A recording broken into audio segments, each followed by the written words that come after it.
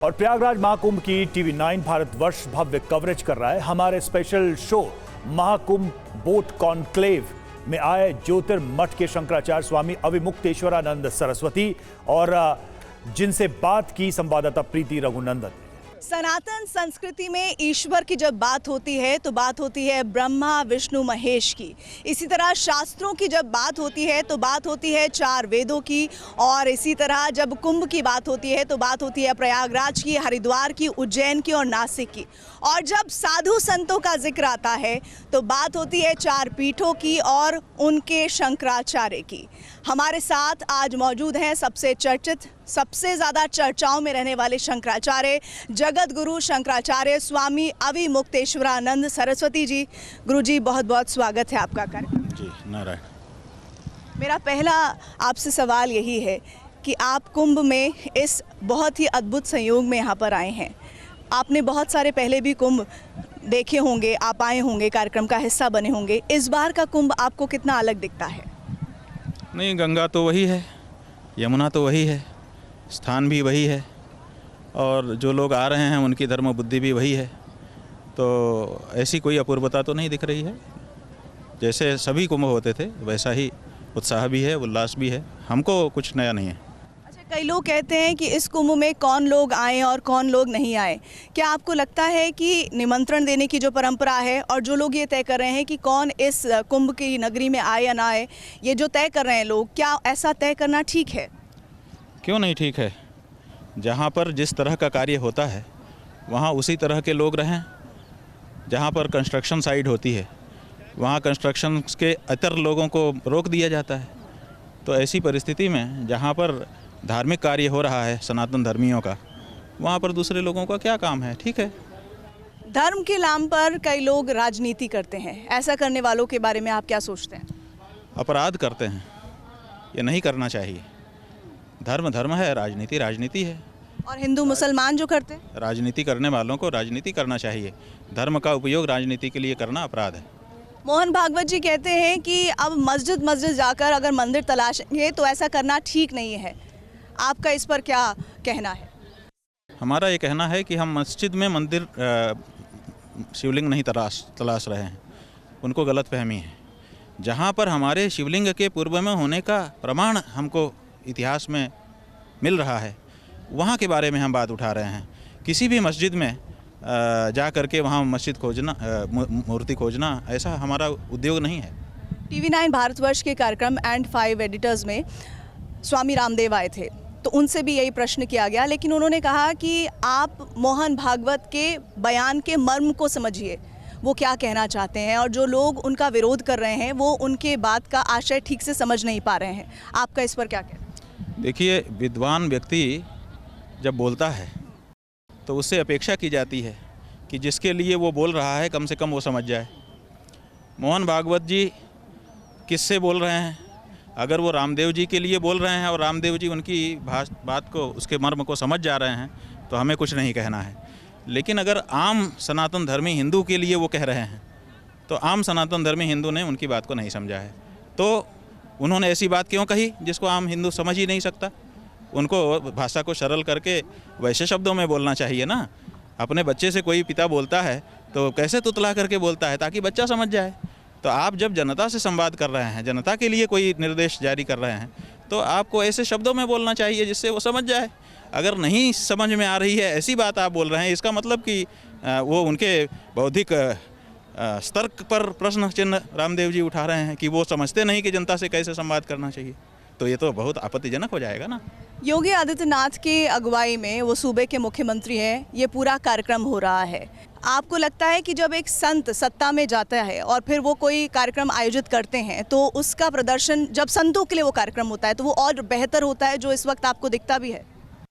देखिए, कोई मुख्यमंत्री अपने पद पर रहते हुए कुंभ का पर्व आने पर उसकी व्यवस्था संभाले, अच्छा ही लगता है कि भाई चलो रुचि ले रहे हैं। लेकिन जब जो मुख्यमंत्री रहा है सब ने रुचि ली है, ऐसा तो नहीं है कि नहीं रुचि ली है। अपने अपने समय में सब रुचि लेते रहे हैं, क्योंकि यहाँ बहुत सारी जनता आती है और हर जनता के मन में ये बात बैठाना कि ये इन्होंने बड़ा अच्छा किया ताकि वो वोट में तब्दील हो जाए, हर राजनेता का काम होता है। और जहाँ तक संत की बात है तो हम आपको बता दें कि धर्मनिरपेक्षता की शपथ कोई संत नहीं ले सकता, क्योंकि संत जो है वो धर्म की शपथ पहले ही ले चुका है। अच्छा, आपका एक बयान था, आपने कहा था कि जो संत है वो तब तक संत है जब तक वो संत के से जुड़े हुए कार्य करता है, जैसे ही वो सत्ता में आ जाता है तो वो संविधान के तहत हो जाता है, वो संत नहीं रह जाता है। ऐसा क्यों कहना है आपका?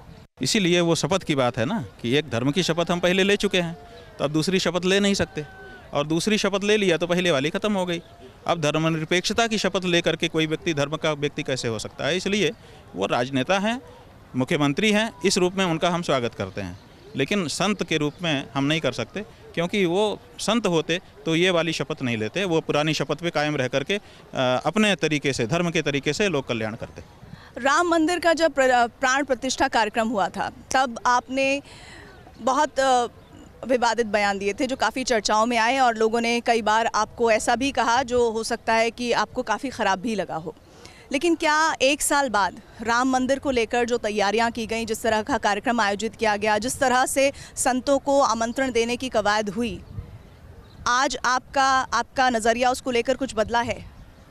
देखिए, पहले तो हमारे बयान को विवादित कहना, ये हमको जिन लोगों ने विवाद किया, सबसे ज़्यादा चोट पहुंचा रहा है। इतना बड़ा वाक्य हमारे आँख के सामने खड़ा होकर किसी ने कहा नहीं, केवल प्रीति है TV 9 की जो ये हमारे ऊपर कह रही है।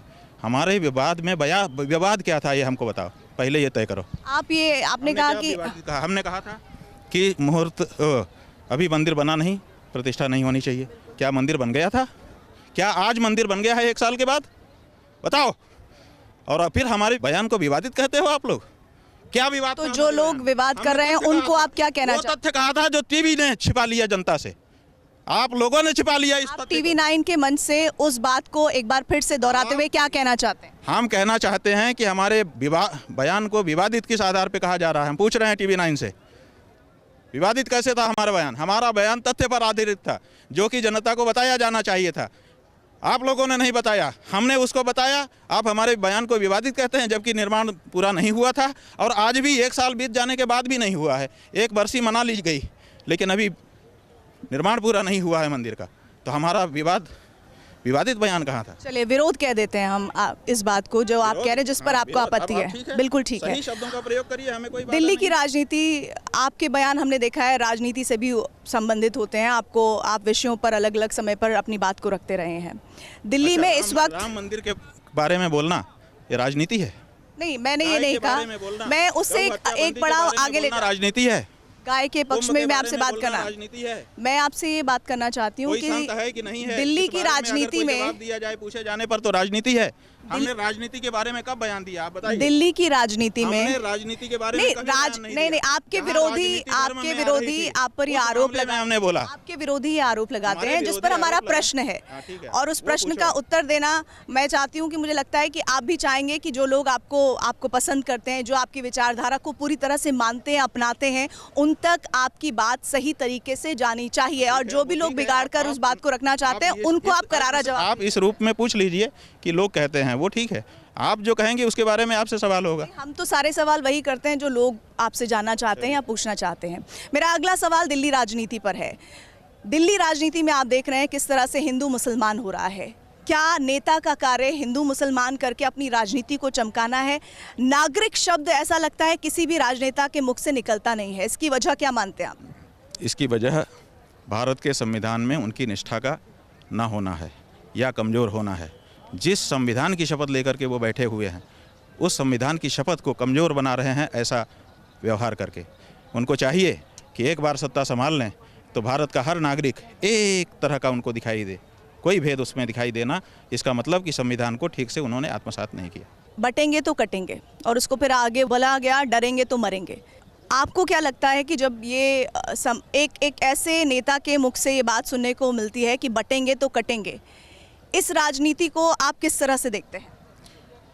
बटेंगे तो कटेंगे, ये नारा जिसने भी दिया, ये कुंभ उसी के गाल पे तगड़ा तमाचा है। ये कुंभ दिखा रहा है कि हम बटे नहीं हैं। यहाँ कोई किसी की जात नहीं पूछ रहा है।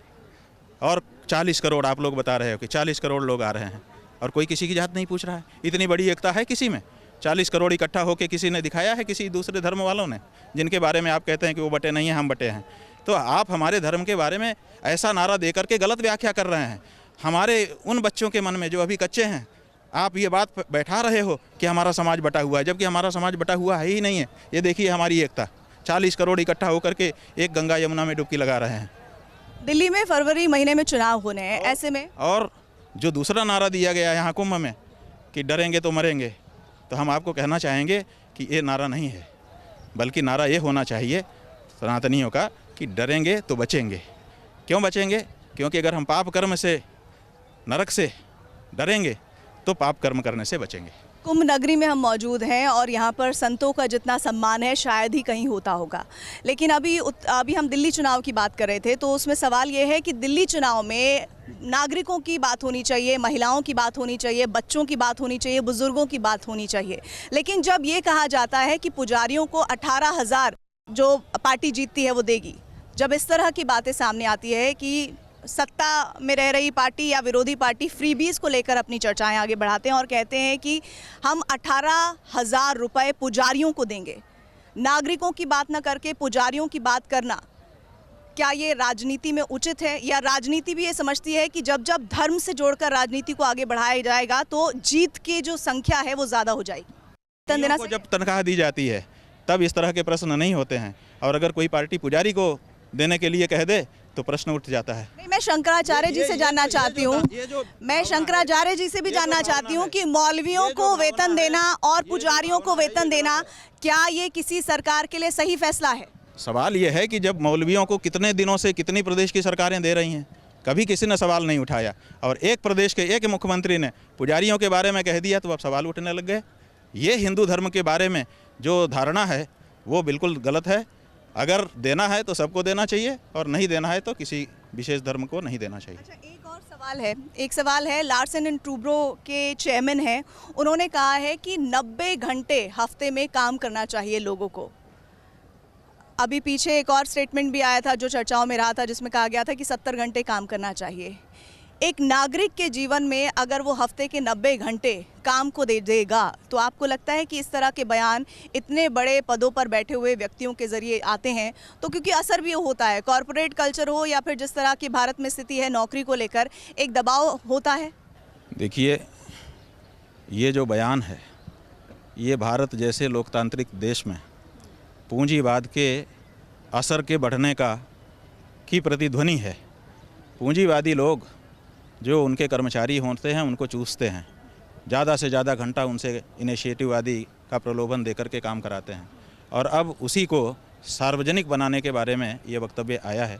ये बिल्कुल सही नहीं है। व्यक्ति का जीवन उसके निजी स्तर पर भी उसको जीने का अधिकार होना चाहिए, और साथ ही साथ देश और समाज के लिए या अपनी जिस कंपनी में काम कर रहा है उसके बढ़ोतरी के लिए भी वो काम करे। इसलिए उसको चूसना नहीं चाहिए।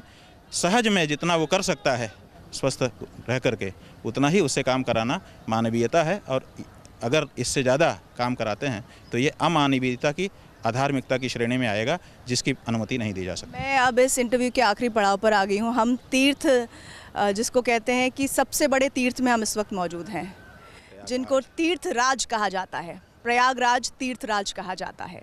उस तीर्थराज में जो लोग कुंभ में आना चाहते हैं, या जो लोग हमारे धर्म से, सनातन धर्म से भी नहीं जुड़े हुए हैं, वो भी आना चाहते हैं, उनके लिए आप क्या कहना चाहते हैं? देखिए, आना चाहते हैं, ये तफरी की जगह नहीं है सनातन धर्म कि मन हो गया कि चलते हैं तो आ जाओ।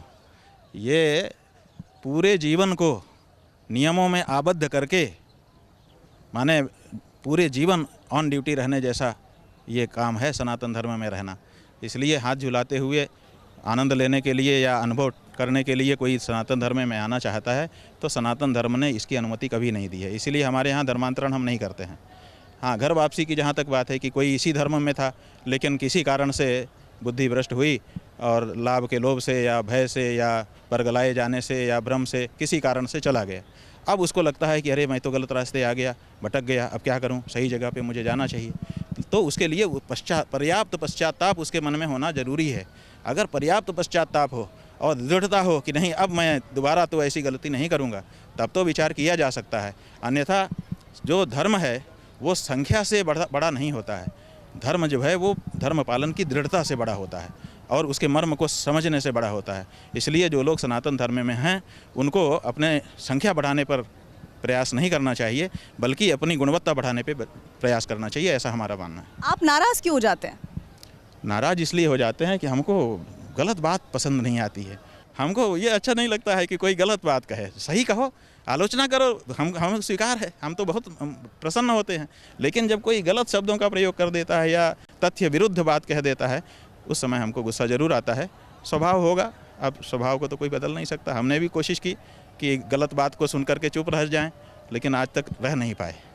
शंकराचार्य जी है कि हम जान चुके हैं कि ये हमारा स्वभाव ही है कि हमको गलत चीज़ बर्दाश्त नहीं होती। शंकराचार्य जी को आवेग में तो आपने कई दफ़े देखा होगा, कई मुद्दों पर जब वो अपनी बात रखते हैं, लेकिन आपने मुस्कुराता हुआ चेहरा अगर देखा है उनका तो TV9 भारतवर्ष पर देखा है, मैं ये दावे से कह सकती हूँ। बहुत बहुत शुक्रिया शंकराचार्य जी हमारे साथ जुड़ने के लिए, इस कार्यक्रम का हिस्सा बनने के लिए, हमारे बोट कॉन्क्लेव में आप आए, बहुत बहुत धन्यवाद आपका। नारायण, बहुत अच्छा लगा हमको। TV9 तो ठीक है, हमको अच्छा नहीं लगता है कि भारत के आज़ाद हो जाने के बाद भी अंग्रेजी का यहाँ बोलबाला हो, इसीलिए हम ऐसे चैनल देखते ही नहीं थे जिनका नाम अंग्रेजी में हो। फिर TV9 भारतवर्ष आया, तो इसमें भी शुरू में तो TV9 है, लेकिन अंत में भारतवर्ष होने के नाते इसको भी हम देखने लगे।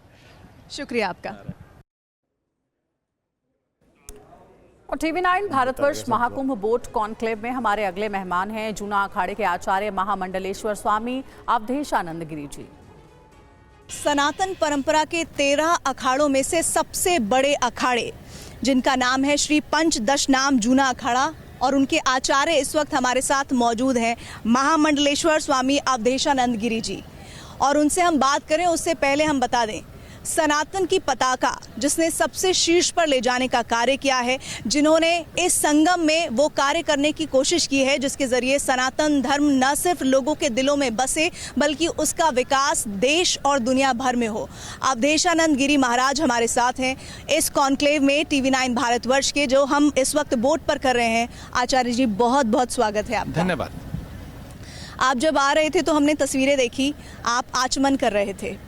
गंगा के इतने करीब आकर हमने बहुत सारे संतों का इंटरव्यू किया, लेकिन आचमन आपने किया, इस आचमन के आपके लिए क्या मायने हैं? हमारी संस्कृति का वैशिष्ट पवित्रता है और हमारी संस्कृति की सुदीर्घ अभिव्यक्ति सुचिता है। हम कोई भी जो कार्य करते हैं वह आत्मकल्याण के साथ साथ लोक उद्धार की भावना के साथ भी होता है, पर हम ईश्वरीय आराधना करने से पहले पवित्र होते हैं और सुचिता हमारा पहला संस्कार है। ओम अपवित्रः पवित्रो वा सर्वावस्था गतोपि वा। इसका अर्थ है भगवान का स्मरण करते हुए हम आचमन करते हैं। किसी भी अवस्था में हम ईश्वर का स्मरण करें। और जब मैं गंगा के तट पर हूँ तो यहाँ अंतः सलिला सरस्वती, कालिंदी यमुना और पतित पावनी भागीरथी यहाँ एकीकृत हैं। तो तीनों नदियों के निकट आकर बिना आचमन के मैं गंगा और यमुना सरस्वती में कैसे प्रवेश कर सकता हूँ, बिना उनकी आज्ञा, बिना उनका आदेश अथवा उनका पूजन किए बिना। ये हमारी संस्कृति का पहला आचार और संस्कार है कि नदियों के तट पर जाकर वहाँ आचमन किया जाए, उन्हें प्रणाम किया जाए। चूँकि जल में देवताओं का वास है, जल में ही तो परमात्मा का वास है, जल से ही तो नारायण और नीर से नारायण की उत्पत्ति हुई है, अथवा नीर नारायण से है और उसी से हम नर नारी हैं, उसी से हम जीव जंतु हैं, उसी से पहला पुरुष पैदा हुआ है ब्रह्मा। तो मैं ये कह सकता हूँ कि नदी के निकट आकर आचमन करने का अर्थ है कि उस परम पवित्र परमात्मा का स्मरण जो सभी जगह है।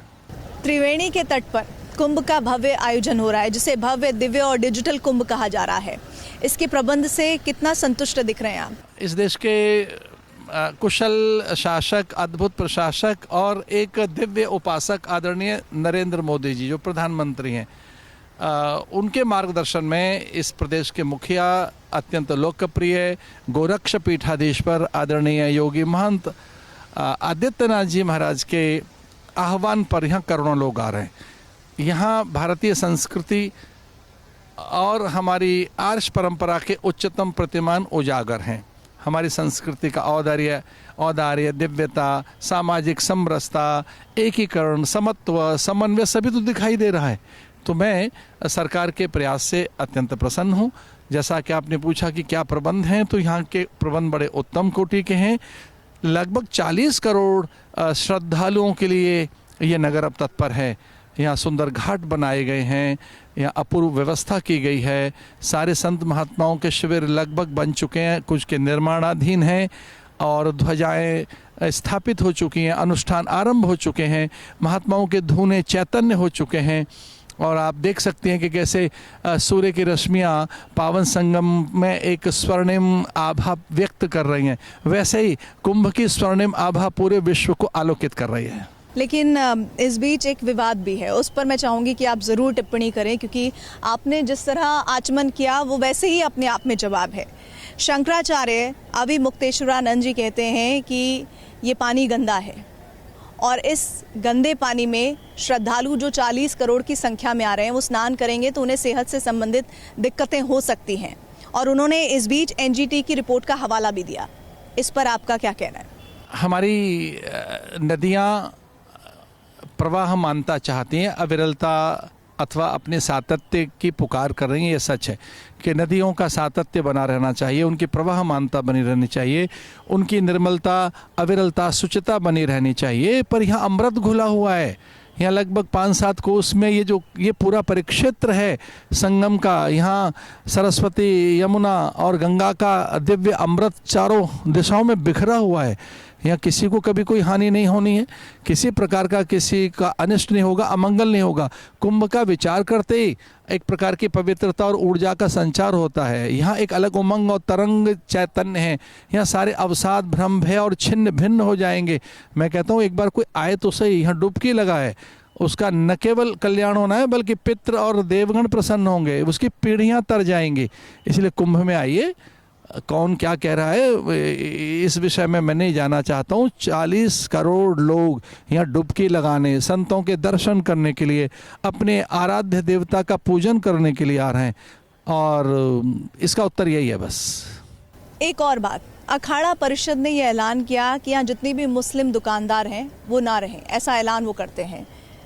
आप इस बात से सहमत हैं? देखिए, संतों का ऐसा अभिमत है कि ये पूजा का स्थान है, यहाँ कोई चीज़ें हमारी अपवित्र न कर दे। पीछे कुछ घटनाएं हुई कावड़ के काल में अन्य और स्थानों पे कि वहाँ थूक दिया गया अथवा तो पेशाब कर दिए गए अथवा तो चीज़ें मलमूत्र में डाल दी गई। तो उस प्रकार की कुछ घटनाओं को लेकर संतों में रोष है कि भाई किसी उस प्रकार की अपवित्रता की यहाँ पुनरावृत्ति नहीं होनी चाहिए।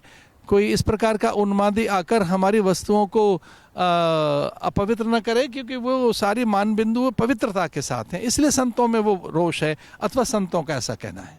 ऑल इंडिया मुस्लिम जमात के अध्यक्ष हैं, उनका नाम है मौलाना शाहबुद्दीन रजवी बरेलवी। वो ये कहते हैं कि प्रयागराज के मुसलमानों ने वक्फ की ज़मीन पर मेले की अनुमति लेकर बड़ा दिल दिखाया।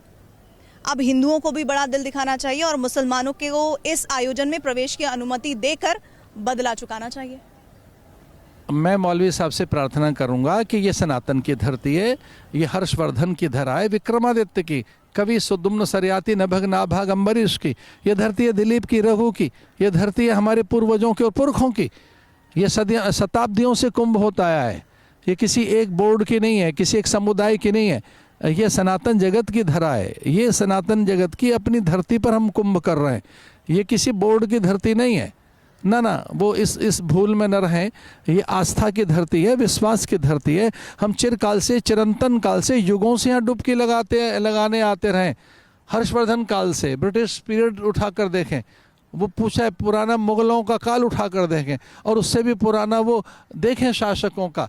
हमारा इतिहास बहुत पुराना है, तब से है भारत का इतिहास, जब से धरती अंबर अग्नि जलवायु निहार का नक्षत्र है, जब से भी जैव अस्तित्व है इस धरती पर, जब से कोई प्राणी है तब से भारत की संस्कृति है। ये सनातन संस्कृति, ये धरती और कुंभ सनातन का कुंभ है, ये भारतीयों की धरती है। वक्फ की जमीन पर कुंभ हो रहा है।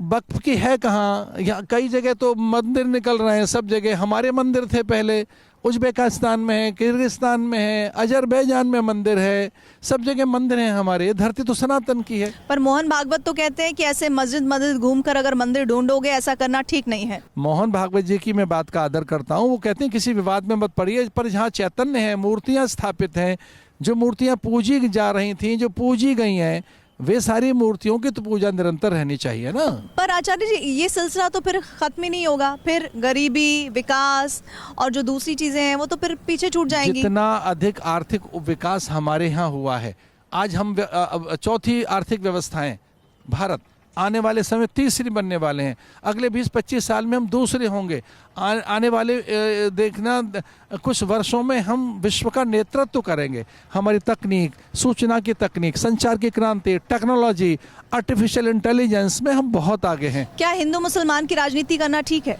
देखिए, सबका यहाँ आदर है, हम सबको साथ लेकर चलने वाले लोग हैं, हमने कभी किसी का अनादर नहीं किया।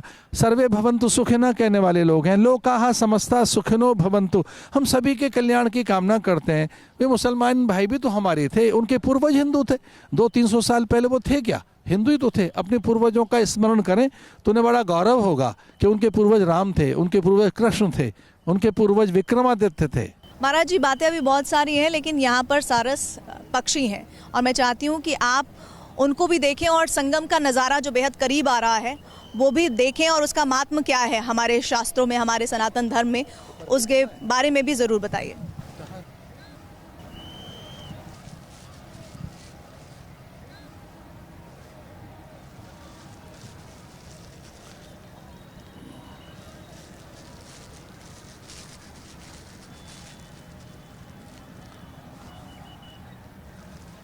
लेकिन हमारी संस्कृति में जब ये बयान आते हैं कि बटोगे तो कटोगे, तो इस तरह के बयान को जगह कहाँ मिलनी चाहिए?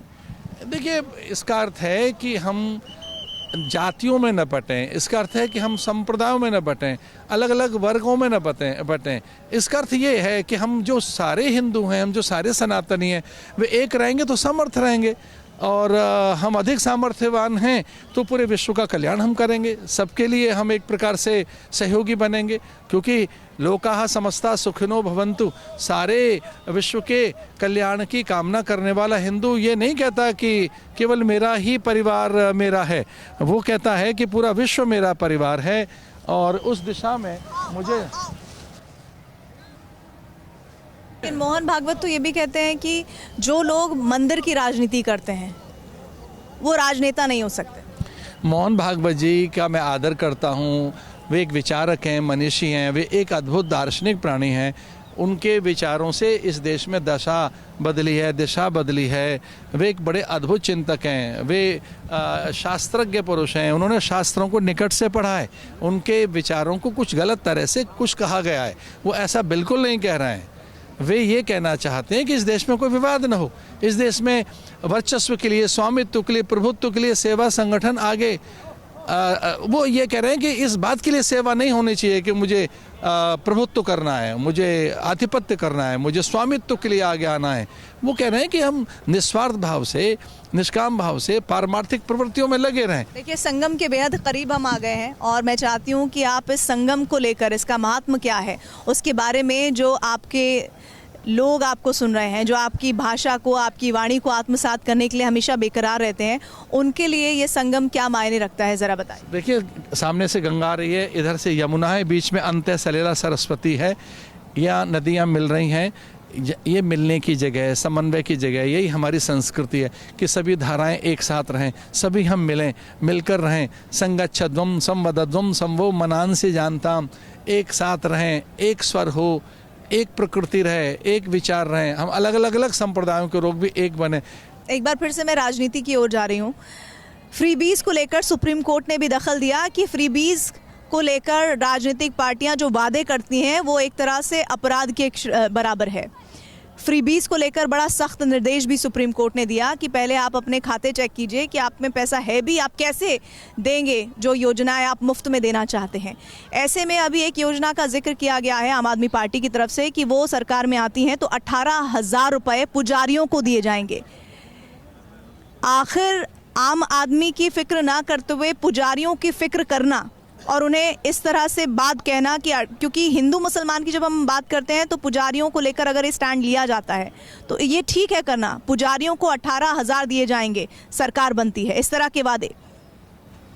देखिए, जो सरकारें हैं उनके वायदे, उनके आश्वासन, उनके नारे अब लोगों पर उतना भरोसा नहीं रहा। ख़ास तौर से कोई 18,000 रुपये की बात कह रहा है तो ये जो सारा का सारा है ये तुष्टीकरण है, और इस प्रकार के तुष्टीकरण में ये किसी एक वर्ग को लुभाकर आगे बढ़ने की बात है। उनकी कोई बात पूरी हुई नहीं है।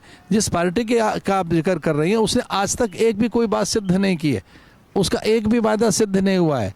वो मैं इस तरह की बातें कभी नहीं कहता, पर वो जिस तरह के उनके पास अभियोग रहे, जितने वो स्कैम में जुड़े, कि वो शराब घोटाला हो कि और तरह की चीज़ें हों, उन्हें आत्ममंथन करना चाहिए कि वो सही बात कहें, वो विकास की बात कहें। विद्यालयों की हालत बहुत अच्छी है नहीं, शौचालयों की हालत किस प्रकार की है। अब देखें यमुना का कितना बुरा हाल है। यमुना है कहाँ? वो यमुना की बात नहीं कहेंगे क्या? जिस यमुना की सौगंध खाई उन्होंने, उस यमुना को छू नहीं सकते। आप ये कहें ना कि वो धरातल पर उतर कर आए, सही बात कहें। मुझे नहीं लगता है कि इस प्रकार के आश्वासन और नारों से अब दिल्ली को भ्रमित किया जा सकता है। दिल्ली बहुत चैतन्य है, दिल्ली बहुत जागृत है। अब दिल्ली को समझ आ गया है कि उन्हें इस प्रकार के जो स्वप्न हैं उनमें उसमें वो अब भ्रमित नहीं होंगे। कुंभ को लेकर संदेश क्या देना चाहते हैं आम नागरिकों को? सभ्य कुंभ को मैं देना चाहता हूँ, डिजिटल कुंभ है, हरित कुंभ है, साक्षर कुंभ है। ये यहाँ से प्लास्टिक मुक्त भारत का संकल्प लेकर हम जाएं। हम इस बात के लिए तत्पर रहें कि प्लास्टिक का प्रयोग नहीं करेंगे, अपने गांव गली मोहल्ले में पेड़ लगाएंगे, इस देश को साक्षर बनाएंगे, समर्थ बनाएंगे। इस बात को लेके हम सजगता पैदा करें, ये एक मेरा कहना रहेगा। हरित कुंभ, स्वच्छ कुंभ, डिजिटल कुंभ, कि हम अच्छे विचार पूरे विश्व में फैलाएं, ये मेरा आग्रह रहेगा। जी शुक्रिया बहुत बहुत हमसे जुड़ने के लिए। और हमारे special show Mahakumbh boat conclave में आगे हम आपको दिखाते हैं स्वामी चिदानंद सरस्वती ने क्या कहा जब TV9 ने उनसे बातचीत की। नमस्कार, आप देख रहे हैं TV9 भारतवर्ष का बोट कॉन्क्लेव। मैं हूं आपके साथ प्रीति रघुनंदन। अष्टादश पुराणेषु व्यासस्य वचनद्वयम् परोपकाराय पुण्याय पापाय परपीडनम, अर्थात 18 पुराणों के सार में महामुनि वेदव्यास एक तथ्य कहते हैं कि किसी की जरा सी भी मदद, परोपकार करना पुण्य है और किसी को जरा सा भी तकलीफ देना पाप है। पाप पुण्य के इस फेर में हम मौजूद हैं प्रयागराज नगरी, महाकुंभ जहां पर चल रहा है, और हमारे साथ बात करने के लिए मौजूद हैं परमार्थ निकेतन के आध्यात्मिक प्रमुख इस वक्त मौजूद हैं चिदानंद सरस्वती जी। सर बहुत बहुत स्वागत है। धन्यवाद प्रीति, धन्यवाद। जो मेरी जानकारी है, जितना मैंने आपके बारे में जाना है, आप 5 दशक से कुंभ यात्रा कर रहे हैं, लेकिन इस बार की कुंभ यात्रा आपको पहले की गई कुंभ यात्राओं से कैसे अलग नजर आती है?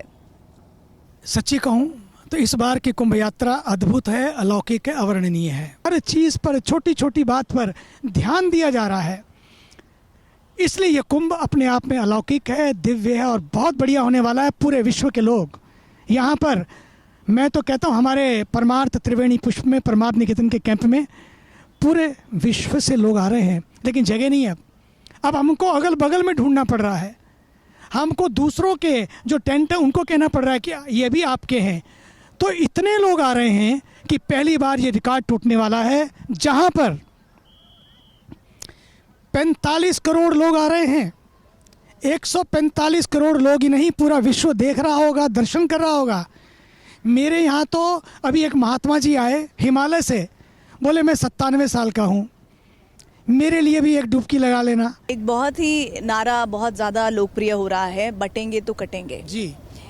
इस नारे के आशय क्या कुछ लोग जानबूझकर बरगला रहे हैं, या फिर वो मायने नहीं है जो वाकई जिस भाव से कहा गया था? और क्या आप इस नारे का समर्थन करते हैं? इस देश का सौभाग्य है कि इस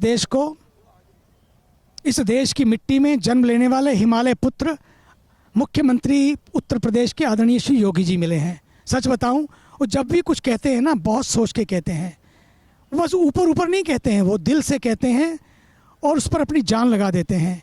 जब उन्होंने कहा कि जब बटेंगे तो कटेंगे, सच मानिए समय आ गया है इसको समझने का। लेकिन इस संगम के तट से लोग क्या संदेश के लेके जाएंगे? इस नारे को समझते हुए यही संदेश लेके जाएंगे, हम एक थे, एक हैं, एक रहेंगे। ना हम बटेंगे, ना हम बांटेंगे, ना हम कटेंगे, ना हम काटेंगे, ना हम डरेंगे, ना हम डराएंगे। यहाँ से जो भी आया अमृत पान करके जाएगा, फिर वो अमृतपान जिसने किया वो दूसरों को काटने की बात नहीं करता है।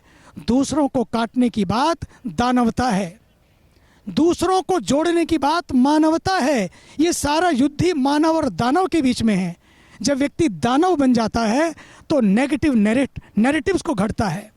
आज समय आया है नेगेटिव नैरेटिव्स के घड़ने का नहीं, नए नए नारों को नहीं, बल्कि नए नए विचारों को घड़ने का समय आया है। उन विचारों में जीने का समय आया है, क्योंकि भारत अब महान भारत बनने जा रहा है।